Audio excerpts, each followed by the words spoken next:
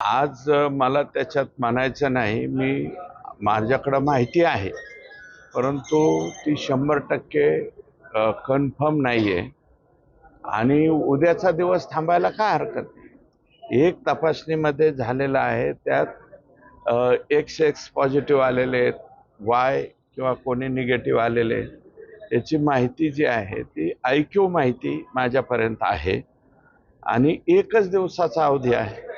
उद्यापर्यंत ते जे आहे दोन्ही बाबतीमध्ये जे पॉझिटिव्ह येतील त्यांना SIT 100% आरोपी म्हणून त्या ठिकाणी ताब्यात घेईल. मला ते ज्ञानेश्वरी ताईंच्या बंधूंनी काही माहिती सांगितली, पूर्णपणे सांगितलेली नाही. काही आत्ता कुमावत साहेब जे आहे त्याचे प्रमुख, त्यांनी आता गेल्या काही दिवसापूर्वी ज्ञानेश्वरी ताईंचा मला वाटतं पुरवणी जबाब त्या ठिकाणी घेतला होता आणि त्या घेतल्याच्या नंतर त्यांनी काही नावं सांगितली होती. त्यांची ब्रेन मॅपिंग काहीतरी तपासणी जी आहे ते आज झालेली आहे आणि आणखी नार्कोटिक्ससाठी उद्या का काय 11:30 किंवा काय परवा वेळ दिलेली आहे मला माहीत नाही. माझं मत असं आहे की याच्यामध्ये काय पॉझिटिव्ह आलं काय निगेटिव्ह आलं हे लगेच त्याच्यामध्ये बोलण्यापेक्षा दोन्ही तपासणी ज्या आहेत पूर्ण होऊन द्याव्यात आणि त्याच्यामध्ये आमचा SIT वरती आणि राज्याच्या गृह खात्यावरती पूर्ण विश्वास आहे की 100% त्यांच्यावरती जे पॉझिटिव्ह येतील त्यांच्यावरती ॲक्शन होईल. एवढी मोठी हत्या झाली तरी 2 वर्ष होत आहे, पोलिसांना त्याचा उलगडा होत नाहीये.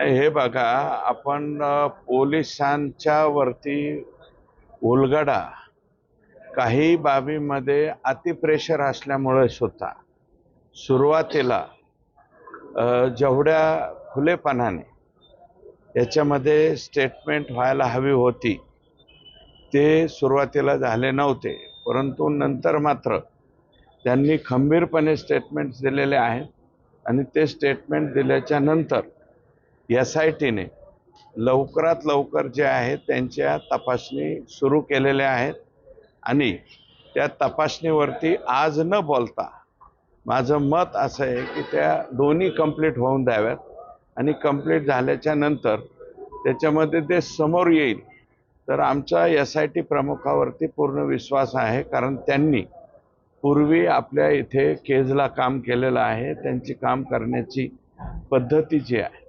ती मला वाटतं आपल्या बीड जिल्ह्यामध्ये बऱ्यापैकी सर्व वृत्तपत्र आणि तुम्ही सुद्धा जे TV चॅनल्सचे सर्व पत्रकार बांधव आहे यांनी सुद्धा त्यांची बऱ्याच वेळा स्तुती केलेली आहे.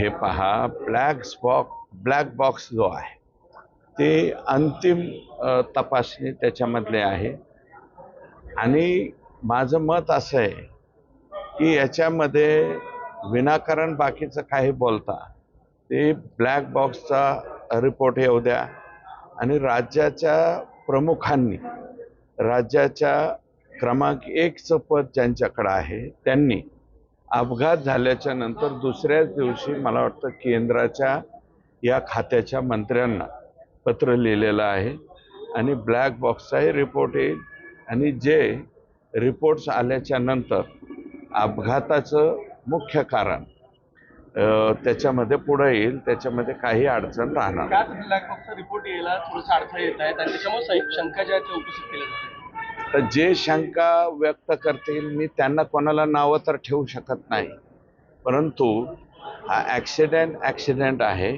ॲक्सिडेंट झालेला आहे आणि याच्या बाबतीमध्ये सुरुवातीला अत्यंत तुरंत काही लोकांनी ऑब्जेक्शन घेतले होते.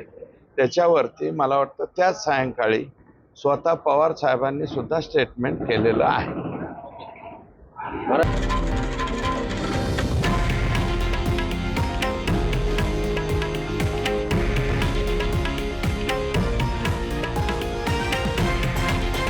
हे आहे देशातील नंबर 1 न्यूज नेटवर्क आणि आपण पाहत आहात TV9 मराठी, एकमेव.